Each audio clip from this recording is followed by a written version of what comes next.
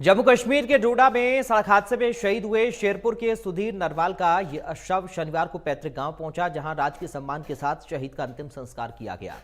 स्थानीय नेताओं के साथ हजारों लोगों ने शहीद को अंतिम विदाई दी। कैबिनेट मंत्री श्याम सिंह राणा ने श्रद्धांजलि देते हुए कहा, सेना के किसी भी जवान की शहादत से हुई क्षति को पूरा नहीं किया जा सकता। उन्होंने कहा कि अब तो हर सुविधा है जिससे शहीदों के शव घर तक पहुंच रहे हैं, लेकिन पहले सुविधाएं न होने और सरकारों की ध्यान न देने की वजह से शहीदों के शव भी घर तक नहीं पहुंच पाते थे।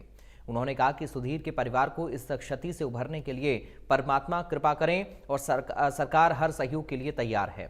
सुधीर का परिवार हमारा परिवार है। छोटे से 7 साल के मासूम जिसे अभी दुनियादारी की भी समझ नहीं, उसको पता नहीं, उसके सिर से पिता का साया उठ जाना अति क्षतिपूर्ण है।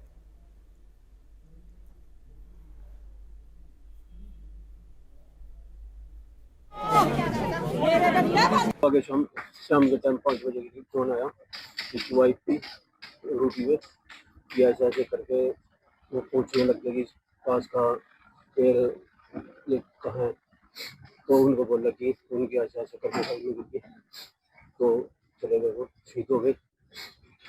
अपने देख ले कैसे बाप का, तो सारा गांव इकट्ठा है, सभी से अच्छा मेल जोल था। कब आए गाँव में? नवंबर में आए थे। अभी आना तो वापस शादी थी एक, उसमें आना। परिवार में शादी थी बुआ की पुत्री का। गुज्जर का लड़का था वो, और भी थे काफी, लेकिन उसकी बात तो किसी की कुछ नहीं है।